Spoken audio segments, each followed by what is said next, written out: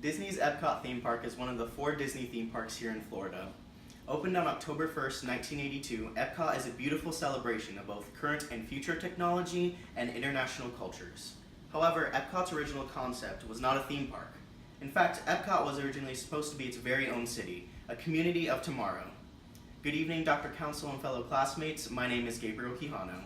Today you will learn about the history of Epcot, how this concept was planned, and Epcot today. When Walt Disney started developing the ideas for Epcot, he was in his 60s and worried for the future of urban living, as he thought the current cities were disorganized and unclean. So instead of having to worry what kind of world his grandchildren would live in, he decided to make a new world himself. That's when the original Epcot came to be.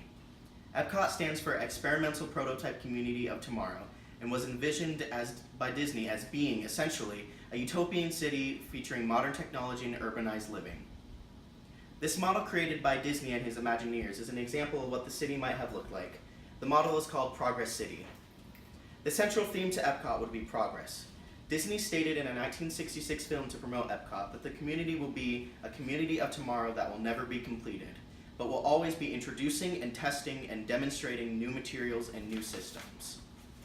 This means the city of Epcot would be a hub for testing and using new technology to help with issues that might come about when living in an urban setting. Technology would also change often to improve the quality of living. Residents living in this community would live in homes designed to be easily modified and adjusted to introduce the new technology. The city was planned to represent a wheel, constantly in motion. Some features that were included were a large hotel and convention center in the middle, apartments and work areas around the middle, and urban living around the outskirts of Epcot.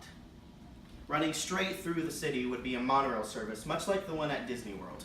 The monorail will be the main road of transportation at Epcot, eliminating large amounts of traffic. The monorail running through Epcot was key to moving to the other areas of the community. After all, Disney planned a whole community, not just a city. Disney purchased 12,800 acres of land here in Florida, so he could guarantee enough space for his concept. The city of Epcot was the main feature, but it was only one of 5 areas in the Epcot concept. At the very top of this area was Walt Disney World, created to look similar to the one in California. Following the monorail route down would be Epcot City, which we've discussed, and following that route down would be the Industrial Complex Showcase, which would feature more work areas as well as a nuclear plant. Following that down would be the Visitor Center, and right in the middle would be the entrance complex, feeding in from the Walt Disney World National Airport. As you can see, Walt Disney had an abundance of ideas he wished to bring to life, and continued to plan even in his deathbed. His planning came to an end when he passed in 1965, causing the vision of Epcot to disappear. Walt Disney's brother, Roy Disney, stepped out of retirement to try and move forward with the project, but the workers were uncomfortable building a whole city without Walt. Instead, they moved forward with building the Magic Kingdom theme park, calling it Walt Disney World in honor of the man who created it. It would open in October of 1971.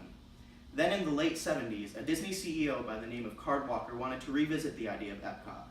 Walker and the other workers met with ideas and compromised to create a new version of Epcot as a theme park, which would open in 1982.